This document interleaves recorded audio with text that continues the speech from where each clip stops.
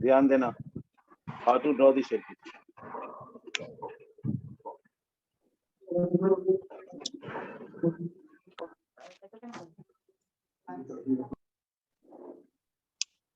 एक इधर ले जाएंगे सर्किट को, एक इधर ले जाएंगे, एक इधर ले जाएंगे, 3 रेसिस्टेंसेस को लेंगे हम।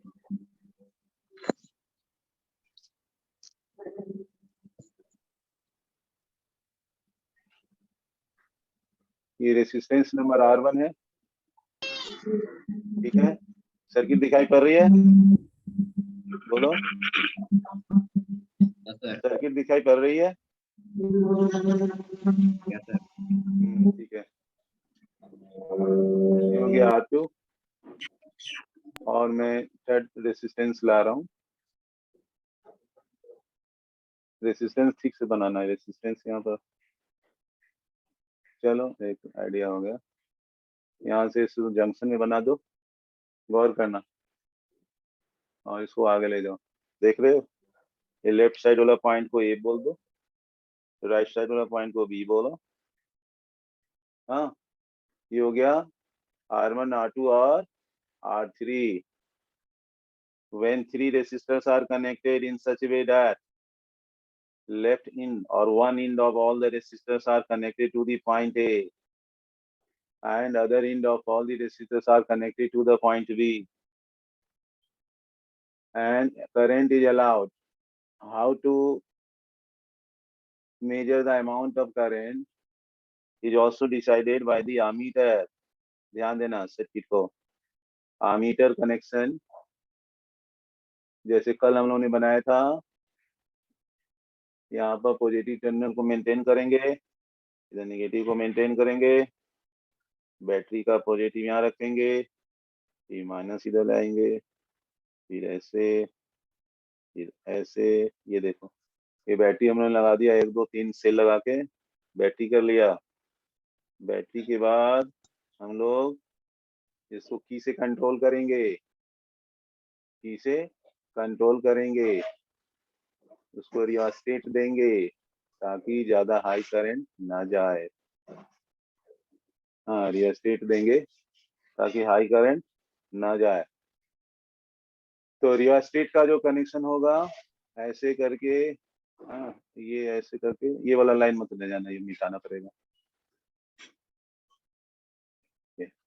होगी RH, ठीक है। और यहाँ पर देखते हैं, ये मिटाना पड़ जाएगा इरेजर। तो इसको वापस करो, इनके पास जाओ,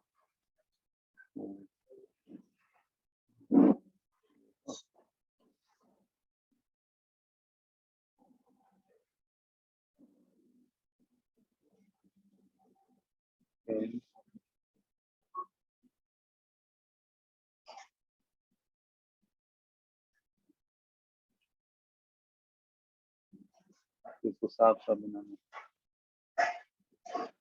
ठीक है। ये हो गया आपका RH बन गया।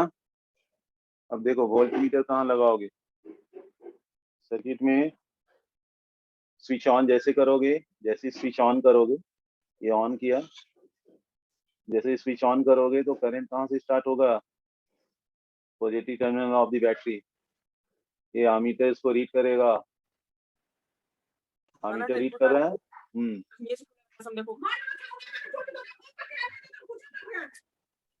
अब ये करंट यहाँ आया A के पास, हाई करंट यहाँ आया, इन किया कॉमन पॉइंट A पर, उसको 3 पाथ मिला। पाथ नंबर 1 जो R1 को जाएगा, ये होगा यहाँ पर करंट नंबर 1, करंट नंबर 1 यहाँ जाएगा और ऐसे B को रीच करेगा। हाँ, यहाँ I1 पहुंच जाएगा करंट। सेकेंड करंट किधर जाएगा? I2, वो पार करके यहाँ B पर आएगा। और थर्ड करंट किधर जाएगा? R3 से होके जाएगा। और ये, हाँ ध्यान देना, ये वाला I2 है बीच वाला, I3 है नीचे वाला, ये सब अप्रोच करेगा, एक जगह जाके यहाँ मिल जाएगा और फिर I1 पे निकलेगा। फिर ये करंट रिवर्स स्टेट में जाएगा, रिवर्स स्टेट से फिर 1B की में जाके बैटरी को इनपुट। तो यहाँ पर एक चीज और ध्यान रखना है, कि वोल्ट मीटर का यूज कैसे करोगे। तो वोल्ट मीटर अलग अलग किया जाएगा यहाँ पर। पहले आप एक वोल्ट मीटर यहाँ भी लिख दो, एक प्लस और ये माइनस टर्मिनल दे दो उसको। और वोल्ट मीटर का कनेक्शन जो है ध्यान पूर्वक यहाँ ए से ले जाना है। ध्यान देना, सर्किट ही मेन है। जो बच्चा सर्किट समझा वो सब कुछ समझ गया, जो सर्किट नहीं समझा वो खाली किताबें रटते रह जाएगा, चाहे कोचिंग का मटेरियल उतारते रह जाएगा, तो कुछ समझ में नहीं आएगा। देखो वोल्ट मीटर कहाँ लगाया गया है, एक कॉमन पॉइंट ए पर लगाया गया है और एक कॉमन पॉइंट बी पे लगाया गया है। हाँ, वोल्ट मीटर में यहाँ वर्ड में लिख देता हूँ, वोल्ट मीटर। देखो, और आमीटर इधर है, नीचे की ओर है। आमीटर कहाँ पे है, गौर करना, ये सारी चीजें आपको समझनी है, रटनी नहीं है। हाँ, ये आमीटर आ गया। नीचे आपका अप्लाइड वोल्टेज हो गया भी, ये मेन बैटरी हुआ यहाँ पर, बैटरी वोल्टेज हो गया। एक की हो गया, ये रियोस्टेट आरएच। तो जो बच्चा ओम्स लॉ समझा है वो बच्चा अच्छा से यहाँ पर समझ सकता है। अगर कोई पूछेगा आपसे what do mean by resistance in parallel combination, आप यहाँ डायग्राम में देखो, if R1 R2 R3 means number of resistances are taken in such a way that one end of all the resistors are connected to the one common point, another end of all the resistors are connected to the other common point. The one common point A is maintained at high potential of the battery, positive terminal of the battery, through the ammeter, whereas the other end of the common point, the junction, common junction of the other end, where all the other end of the resistors are connected, are maintained to the negative terminal of the battery through rheostat and one-way key. So when number of two or more than two resistors are connected in such a way that one end is connected to the one common point which is maintained at one potential of the battery, and other end of all the resistors connected to the other common point is maintained at the negative terminal of the battery, so that all are maintained at the potential of the source and different current passes through them. Then such combination is called parallel combination of resistance.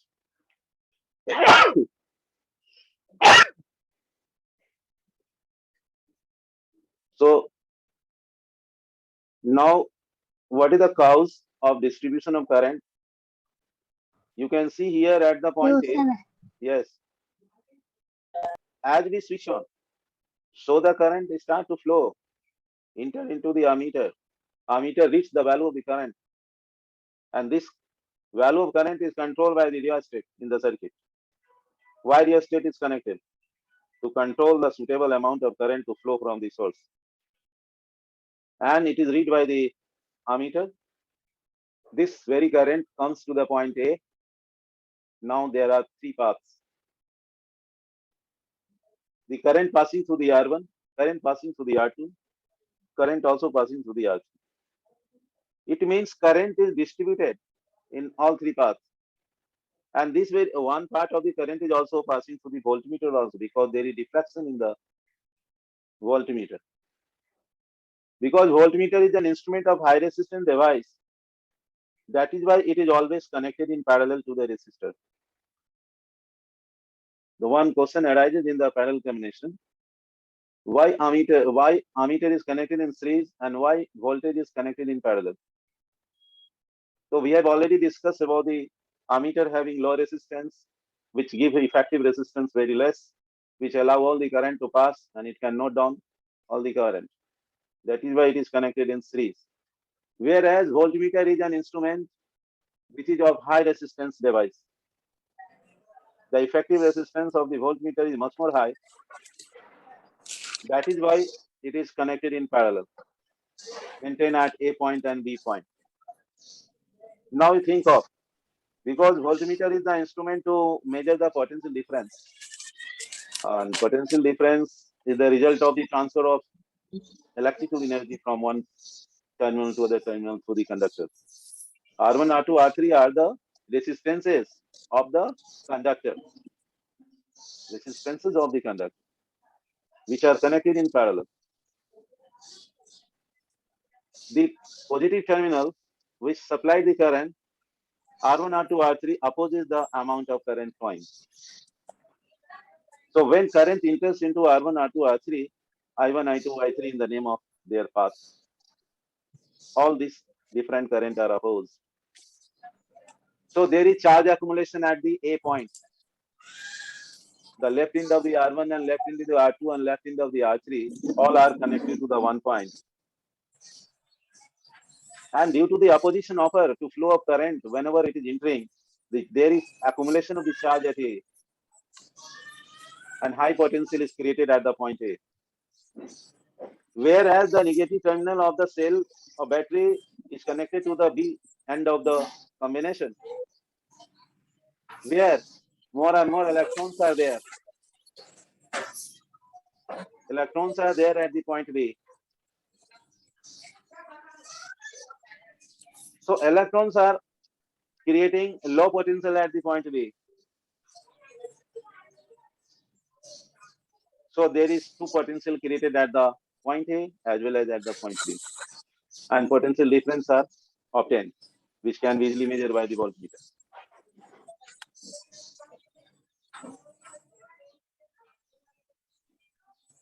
Now you decide here how to write the formula for parallel combination. बात समझ में आ रही बच्चों? Hello प्यारे बच्चों, यहाँ पर बात मैं बता रहा हूँ, वहाँ पर कोई भी चीज तुम पूछ सकते हो, ऐसा नहीं है. You are free to ask. You are free to ask anywhere about the circuit. Circuit समझना बहुत जरूरी है. आप सर्किट सामने एकदम सामने. Sir potential difference. हाँ बहुत अच्छा पोटेंशियल. हाँ बोलो ठीक है, बोलते जाओ, सेंटेंस पूरा करो. सर जब पोटेंशियल डिफरेंस होगा तो sir large number of electrons point A पे रहेगा या पॉइंट बी पे रहेगा? इलेक्ट्रॉन सप्लाई कौन करता है? Negative of the battery. जो नीचे है ना, तुम गौर करो, निगेटिव ऑफ द बैटरी कहाँ है? नीचे यहाँ पे है ना. यहाँ से इलेक्ट्रॉन ऐसे से जा रहा है जो दिखाई नहीं पा रहा है, बी पर आ गया. तो वहां पर बी के पास जो है ना, इलेक्ट्रॉन का जमाव ज्यादा हो जाएगा और वो निगेटिव पोटेंशियल क्रिएटेड होगा बी पॉइंट पे. R1, R2, R3 का सभी का कॉमन पॉइंट बी पर है ना, तो बी से होके करंट जा रहा है, एडअप होके I1, I2, I3 एडअप होगा और वो I1 के निकलेगा. तो करंट जिस डायरेक्शन में जा रहा है ना, उसके अगेंस्ट द डायरेक्शन में कौन जाएगा? What is the direction of electron in comparison to the direction of current? If current is going clockwise from left to right, then if current is going from left to right, electron will flow from right to left. तो opposite direction का sense है, मालूम है ना? Yes sir. Yes sir. हाँ, ये पहले इसलिए बताया गया था कि the direction of conventional current flowing in any conductor or in any resistor or in any combination of resistances, if the direction of current is from left to right, the electron will flow from right to left.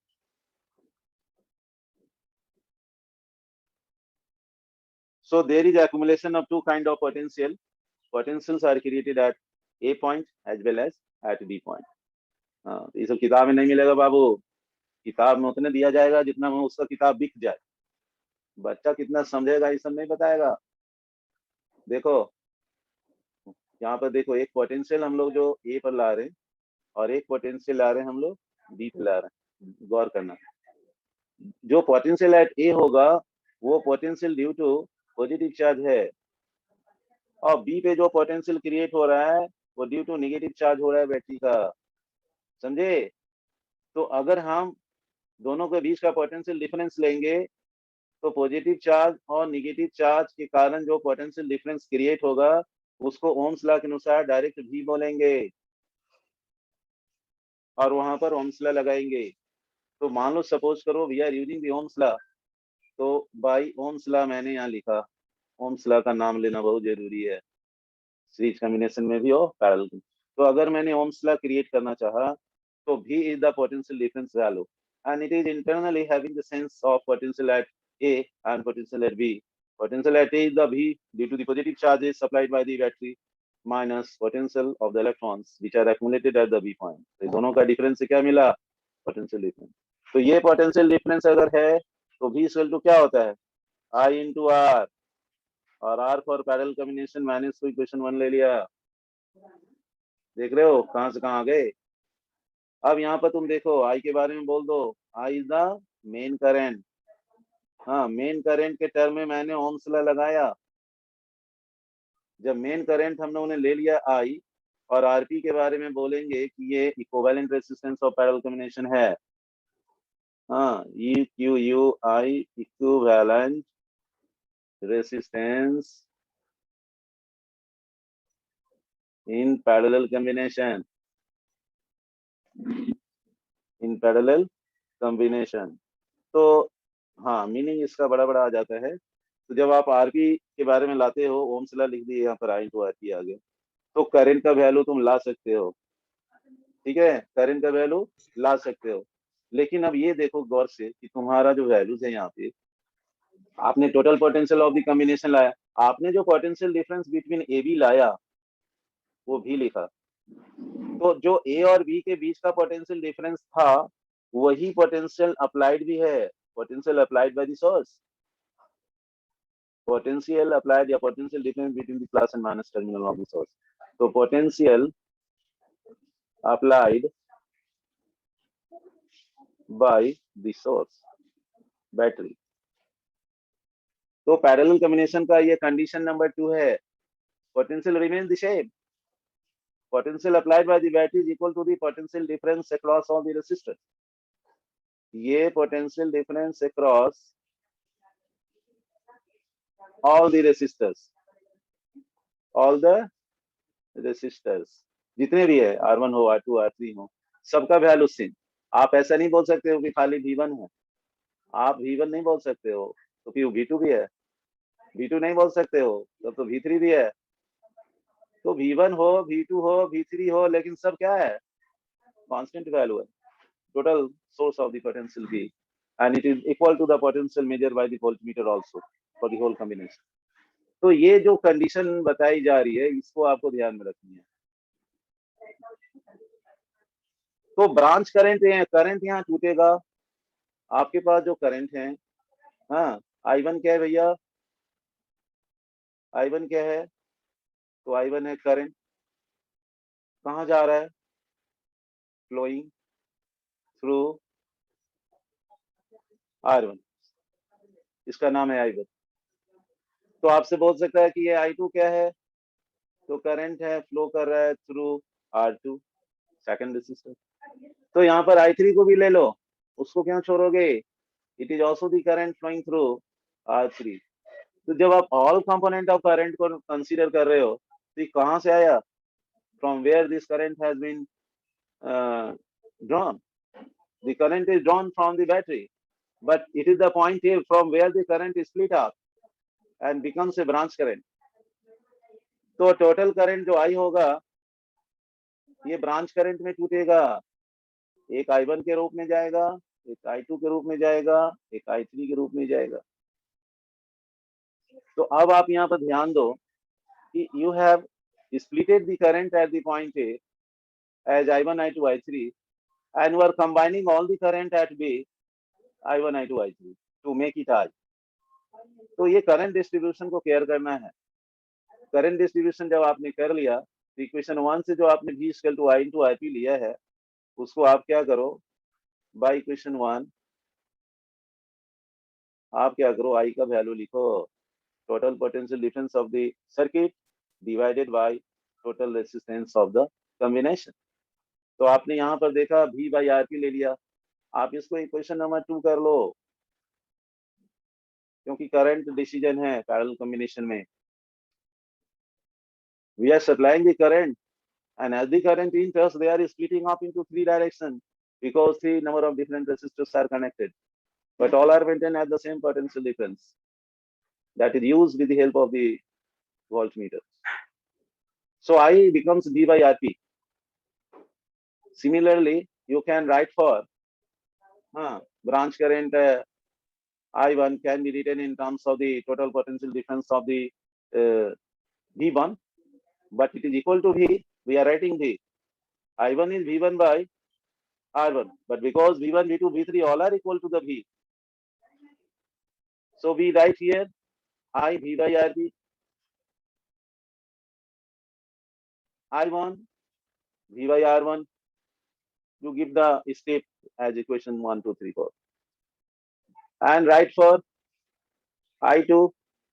Potential 2 is also equal to potential of the source and well as potential difference measured by the voltmeter. You write here for R2, equation 5. And then at last you write for I3 because you have taken 3 splitting of current passing through the all 3 resistors. So how to find the current through R1, current through R2, and current through R3?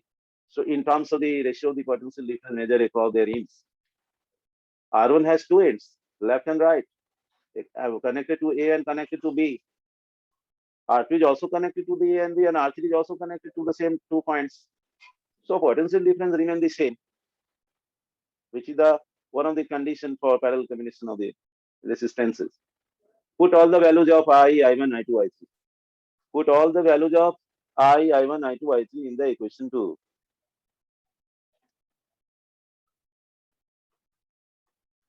Putting I, I1, I2, I3 into equation 2.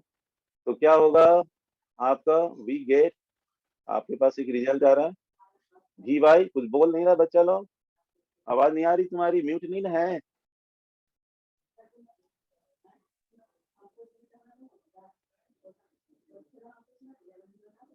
देखो V by R1, V by R2, V by R3, ये सारे formula जा रहे हैं। आप V को common ले लो, 1 by RP, V common low, bracket करो, 1 by R1, R3 से लिखना, 1 by R2, 1 by R3, potential cancel out करो, तो you are getting 1 by RP, RP नहीं 1 by RP, which is sum of the 1 by R1 and 1 by R2 and 1 by R3. How to write the statement of this formula? This is your required relation. You can give the name of the equation as 5, 6, 7. देखो तो ये proof कैसे किया गया, कैसे formula आया, ये ध्यान में रखना है। हाँ, और गुड मॉर्निंग सर। मॉर्निंग अभी।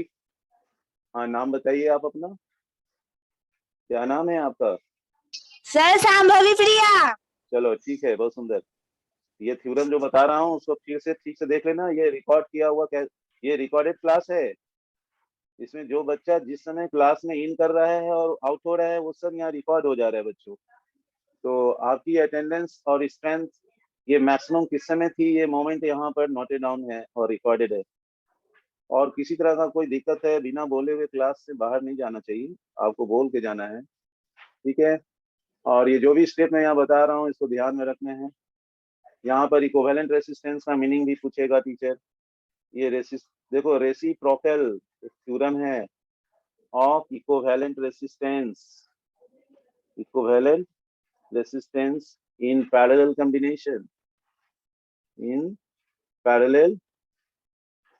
कॉम्बिनेशन, ध्यान से सुनना, is equal to the sum of reciprocals of all the individual resistance connected in parallel, of all the individual resistances connected in parallel, ये एक स्टेटमेंट है। This is the statement of parallel combination of resistance. तो ये सब ध्यान में देना है। हाँ, ये ध्यान में दे करके आपको रहना है कि आखिर ये क्यों आया, आरपी का मीनिंग क्या है? RP is less than R1, इसका रिजल्ट आया। RP is less than R2, RP is less than R3। तो ये इसका कंक्लूजन है, ये ध्यान में रखने की बात है। Why do we use to connect the resistance in parallel? Give a reason. Because effective resistance or equivalent resistance of the parallel combination becomes less than that of the individual resistance or component of resistance connected in parallel. So when we are connecting all the resistors in parallel, the effective value of the resistance of the parallel combination becomes less than that of the individual resistance connected. तो जो पूरा answer आता है वो पहला वाला, दूसरा वाला और तीसरा वाला रेसिस्टेंस से कम रहता है। तो जब इफेक्टिव रेसिस्टेंस कम रहेगा तो more and more current will pass. That is why in household circuit also most of the wirings and connections are given in parallel combination because their equivalent resistance becomes less so that the more and more current can pass in individual branch. If one branch is damaged, then it will work. Other two paths will followed by the current, and the circuit will continues under the on condition. तो ये बातें समझ में आ रही बच्चों जो मैंने पढ़ाया? Yes sir. हाँ, ये बात बोलो, कुछ हमको भी समझाओ, क्या क्या तुम लोग समझा ये सर्किट देख के हमको कुछ बताओ, हम भी जानना चाहेंगे। कोई भी स्टूडेंट इसमें से कुछ बताना चाहता है, बोलना चाहता है, बोल सकता है। हाँ, कुछ बताओ इसमें कोई अच्छा, कहाँ पर भारी लगा, कहाँ हल्का लगा, कौन सा बात अच्छा है, ये तुम बताओगे तो और अच्छा लगेगा हमको। बोलो बच्चों, कहीं पर कोई चीज भारी लगता है तो वहाँ बोलना होगा। नया चीज है, 10 क्लास का पढ़ाई, कोई बच्चों का सर इक्विवेलेंट रेजिस्टेंस है, तीनों रेजिस्टेंस का सम हुआ। हाँ, सम नहीं बोलेंगे, सम नहीं बोलेंगे, तीनों का सम नहीं बोलेंगे, इफेक्टिव रेसिस्टेंस बोलेंगे खाली। यहाँ RP is not equal to R1 plus R2 plus R3, यहाँ उल्टा लिखा जा रहा है, देख रहे हो मैथ के अनुसार 1/RP का मतलब क्या होगा, उल्टा। तो 1/RP is equal to sum of 1/R1 1/R2 1/R3। तो mathematically there is some inverse relation with the resistance, तो इसको तुम इफेक्टिव रेसिस्टेंस बोल सकते हो। Reciprocal of equivalent resistance means reciprocal of the effective resistance, and if effective resistance becomes less than that of the individual resistances connected in parallel, so due to this reason most of the connections are made parallel। तो ये बात का ध्यान में रखना कि parallel combination में जो शर्त होती हैं, पैरेलल कॉम्बिनेशन में जो रिजल्ट होता है, theorem of parallel combination of resistance, कोई स्टेटमेंट बताओ। तो ये जो हमने लिखा है ना, ये स्टेटमेंट लिखना पड़ेगा। तो आप अगर ये दो, अच्छा ये एनसीईआरटी का पेज नंबर 8 पे होगा, एनसीईआरटी का पेज नंबर 8 की चर्चा है, उसी को मैंने ये चर्चा लाया है। हाँ, इससे रिलेटेड फिर बात करेंगे हम लोग, बहुत सारे क्वेश्चंस हैं हमारे पास, वो सारे क्वेश्चंस आपको बताना है, कुछ देंगे कुछ बताएंगे। तो आपका ये जो होमवर्क रहेगा, आज का पढ़ाई का होमवर्क यही रहेगा, पहले कंसेप्चुअल डेवलपमेंट कर लें, हाँ, और इसको अच्छा से रिवाइज कर लें ताकि आपको, हाँ ठीक है, कोई दिक्कत बोलो। No sir. हाँ, तो ध्यान में रखना, तो फिजिक्स का पढ़ाई ना बहुत इंपॉर्टेंट होता है, ये जो स्कूल से ज्यादा बेटर पढ़ाई है यहाँ पे। स्कूल में तो बच्चा गप मारेगा, हल्ला करेगा, बतियाएगा, यहाँ तो खाली पढ़ाई, प्योर पढ़ाई।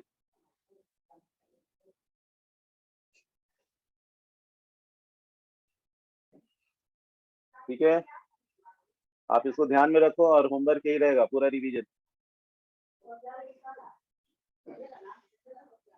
आज टोटल बच्चा कितना है? ठीक है, हम स्टॉप करें पढ़ाना, ओके? कोई यस दिक्कत सर। है? ठीक है, हाँ चलो अच्छा है, अब रेस्ट करो तुम लोग। और क्लास है तुम लोग का? अच्छा चलो, सर एक क्लास और है। ठीक है, आप लोग अच्छे से रेस्ट करें। Good sir.